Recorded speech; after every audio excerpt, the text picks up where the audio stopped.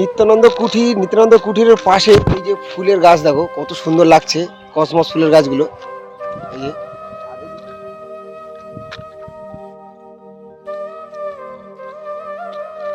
তোমরা ইসকন মন্দিরে এলে এই সময় বিশেষ করে যে ফুলের সৌন্দর্য দেখতে পাবে, এত ফুল, প্রচুর ফুল। বিশেষ করে এই জায়গার সব টবগুলো সাজানো হয়, সেই জায়গায় আমি দাঁড়িয়ে আছি। চন্দ্রমল্লিকাটা তো কত সুন্দর,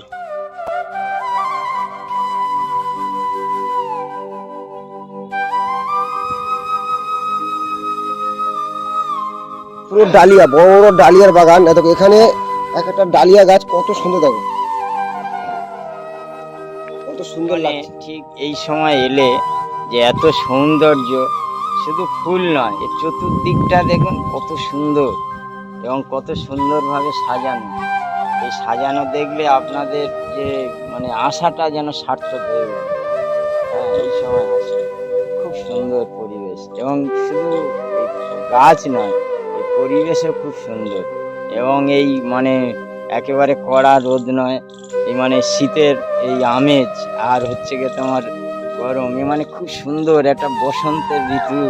যেরকম মানে কোকিল ডেকে ওঠে, সেরকম নিজের মনের থেকেই যেন কি একটা বেরিয়ে আসে। নিজের মনের কোকিল যেন ডেকে উঠবে, ভাষা দিয়ে প্রকাশ করা যাবে না, এত সুন্দর।